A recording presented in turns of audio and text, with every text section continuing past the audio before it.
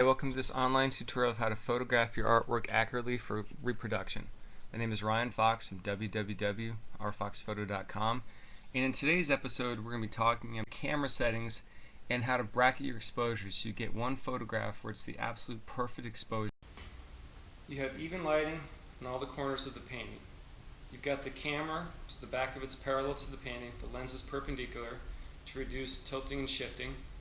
Now the next step is to start talking about the camera settings. Camera settings. First thing you want to do is you want to set your ISO to the lowest possible ISO. ISO is also called film speed. Usually that's 100 on the cameras. When you set the ISO to 100, it's going to give you the best quality and less grain, fewer digital artifacting. The next thing you want to do is you want to set the self-timer on the camera. Every time you touch the camera on the tripod, it's going to do this. It's going to shake for a few seconds. We don't want that to happen because especially if it's a long exposure, it's going to make everything blurry. Use the self-timer button, either a 10-second self-timer or a cable release.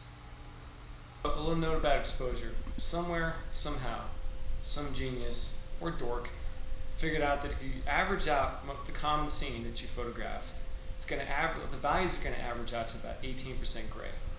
And that's why we have the gray cards, and most cameras can handle situations where it's average values. Cameras can't handle is when, for example, it's a really, really dark scene or a really, really light scene. Then you have to either add exposure or minus exposure. Same goes for paintings. Most paintings are going to have average values. They're going to have the darks, they're going to have the lights. But sometimes you get a very, very dark painting, like that painting, for example. That would be hard to photograph, and the camera is going to want to mess that one up because it's mainly black. That's why you have to bracket your exposure, because the camera is going to give you a recommended setting.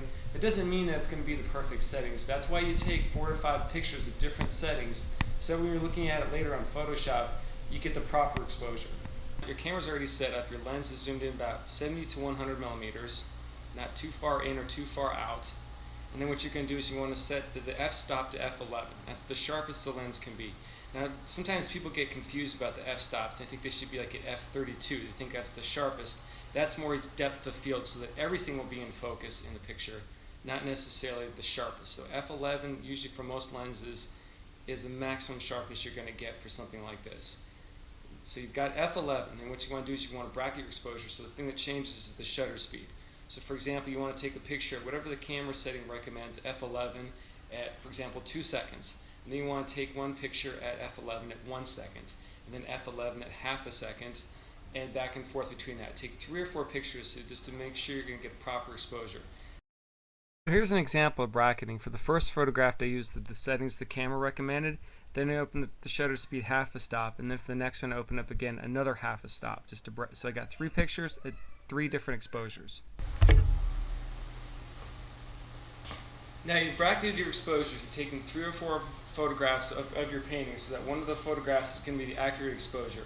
Once you're done with that, it doesn't really matter what settings you use for this, but just make sure you put your X-ray color checker, the gray card, into one of the photographs. Photograph it with the painting, and then take it back out again. You're going to click on one of these gray tabs, and that's going to give you accurate color. It's super, super easy to do. I'll show you how to do that next in Photoshop.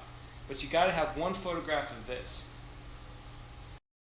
You can check out more of my work at rfoxphoto.com or my Etsy shop at rfoxwatercolors. Thanks a lot. Happy painting.